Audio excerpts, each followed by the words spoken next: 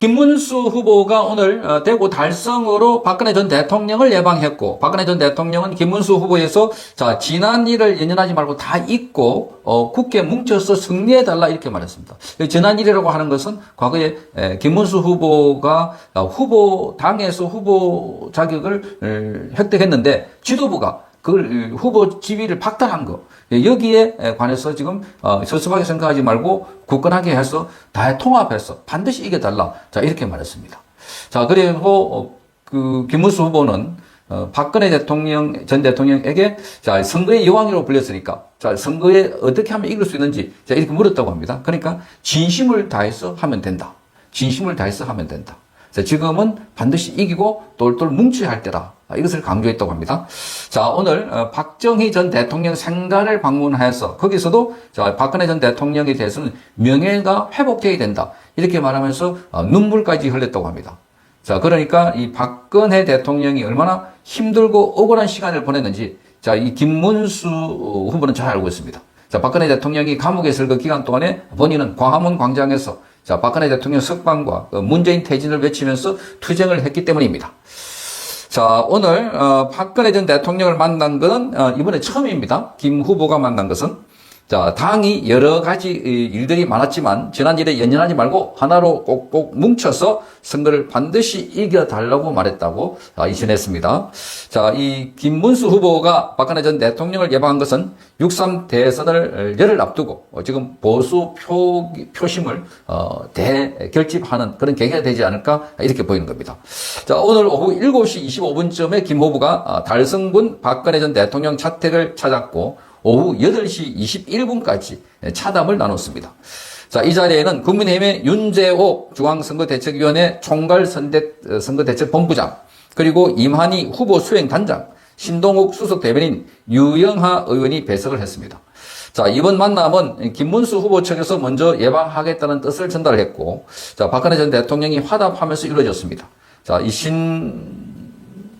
동욱 수석 대변인은 당초 30분 정도 예상을 했는데 화기애애한 분위기에서 1시간 가까이 차담이 진행됐다 이렇게 말했습니다. 자, 지금 이 김문수 후보와 박근혜 전 대통령이 이렇게 손을 잡고 있는 장면입니다. 자, 두 분이 손을 잡고 화기애애하게 웃고 있는 모습을 촬영했고 이 모습들을 전하고 있는 것입니다. 자, 박근혜 전 대통령은 김문수 후보에게 선거를 치르느라고 고생이 많고 건강관리를 잘 해달라 이렇게 당부도 했고, 그래서 김 후보도 내 건강은 걱정 안 해도 된다. 나라를 위해서 열심히 뛰고 있다 이렇게 말했습니다. 김문수 후보는 지금도 이 팔굽혀펴기를 젊은이들보다 더 많이 하고 철봉도 잘 타고 있다고 합니다. 아침마다 운동을 하고 있다고 합니다. 요즘 선거운동 기간 동안에도 아침에 운동을 한다고 부인 설란능 여사가 전하기도 했습니다. 자, 박근혜 전 대통령은 당이 여러 가지 일들이 많았지만 지난 일에 연연하지 말고 하나로 뭉쳐서 선거를 반드시 이겨달라. 선거에 이겨달라. 이렇게 말했습니다. 박근혜 전 대통령은 그동안 일들은 후보가 다 안고 하나 되게 하는 것이 중요하다. 이렇게 말했습니다. 개인적으로 섭섭한 일이 있더라도 다 내려놓고 나라를 위해서 승리해달라. 나라를 위해서 승리해달라. 이렇게 말했습니다. 자, 대선 후보 단일화 과정에서 지도부가 주도했던 김 후보의 후보직 자격 박탈, 그리고 후보 강제 교체 사태 등을 두고 한 말로 보이는 겁니다. 자, 김문수 후보는 박근혜 전 대통령에게 선거 승리 노하우에 대해서도 물었다고 합니다. 자, 이에 박근혜 전 대통령은 진심으로 하면 된다. 진정성 있게 국민에게 다가가면 반드시 승리한다. 자, 이렇게 말합니다. 자, 김 후보는 국회에서 민주당의 입법 독재를 지켜보면서 나라 건강이 흔들리고 나라 뿌리가 흔들리는 듯한 것들을 막아내야겠다 하는 마음이 들었다고 합니다. 그동안 경선을 여러 차례 거치면서 힘들 일이 많았지만 지금은 열심히 선거를 치르고 있다. 이렇게 말했습니다. 자, 많이 도와주시면 좋겠다. 부탁했다고 신동욱 수석 대변인이 전했습니다. 자, 이걸 보면 지금 선거의 여왕이라고 불리는 박근혜 대통령, 선거를 이기는 방법을 알려고 갔겠습니까? 기본적으로 박근혜 전 대통령은 보수 진영의 핵심 인물입니다.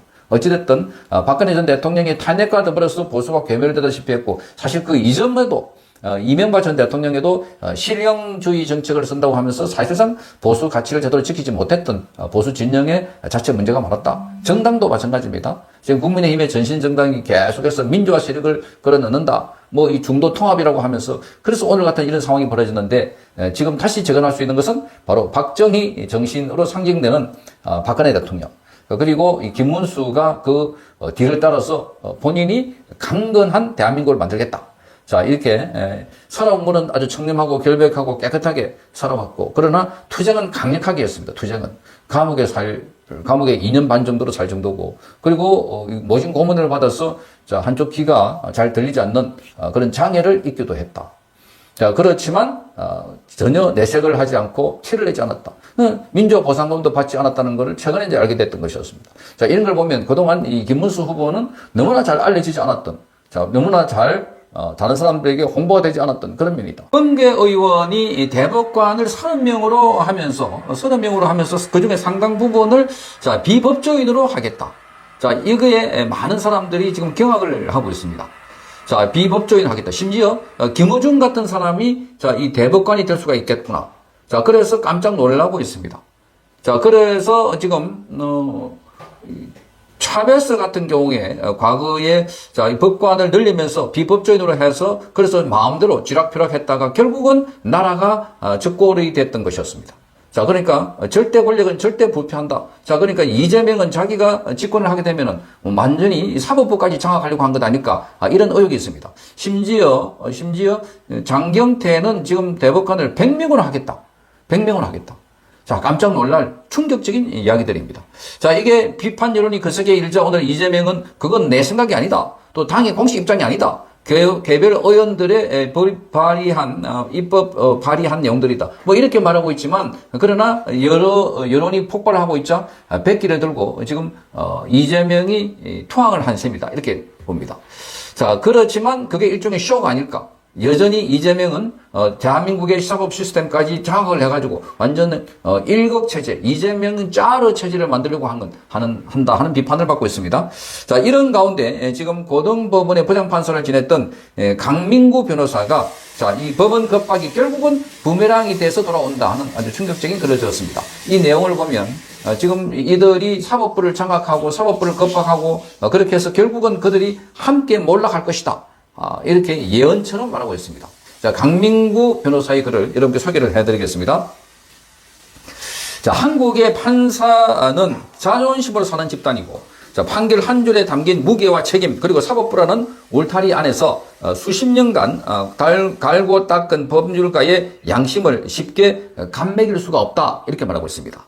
물론 외부에서 보기에는 상대적으로 고소득 전문적인 변호사보다 수입이 적다는 점에서 박봉이라고 불릴 수 있지만 그들의 존재 가치는 단순한 연봉의 액수가 아니다. 자, 공정성과 법치주의의 수호라는 사명감에 있다. 이렇게 말하고 있습니다.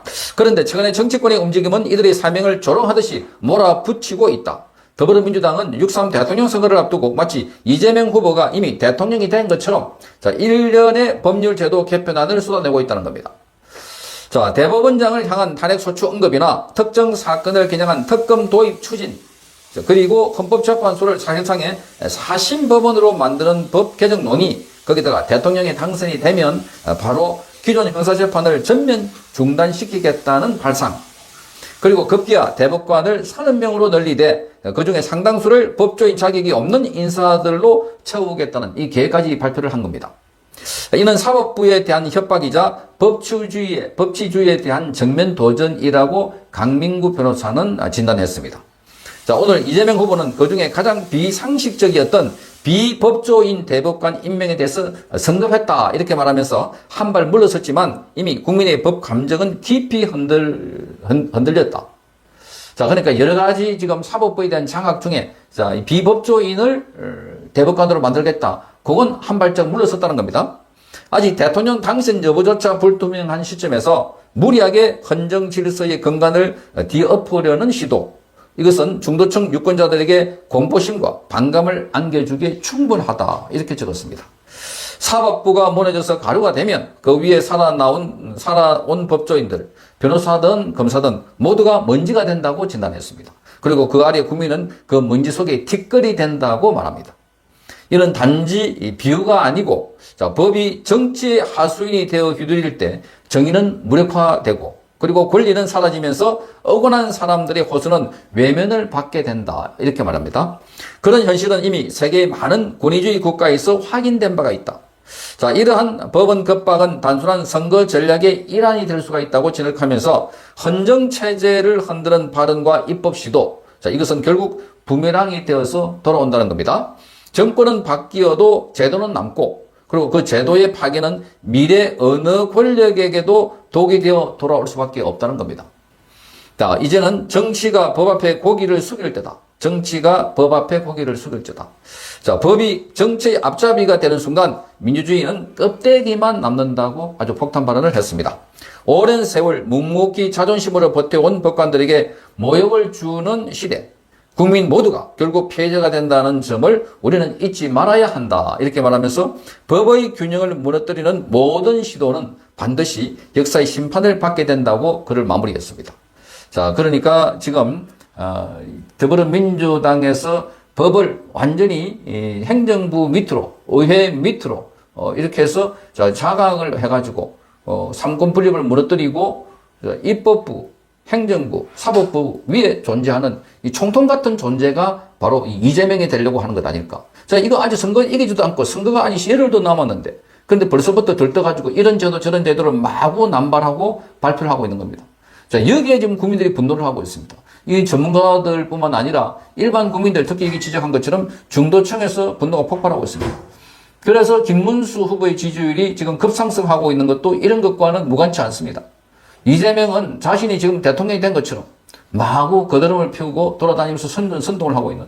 자, 이것만 보더라도 지금 감옥에 가야 할 자들이 법을 만들고 있고, 그 법을 만드는 자들이 바로 지금 이재명의 사법 처리를 그걸 멈추게 하려고 온갖 악법을 다 만들고 있다 하는 겁니다.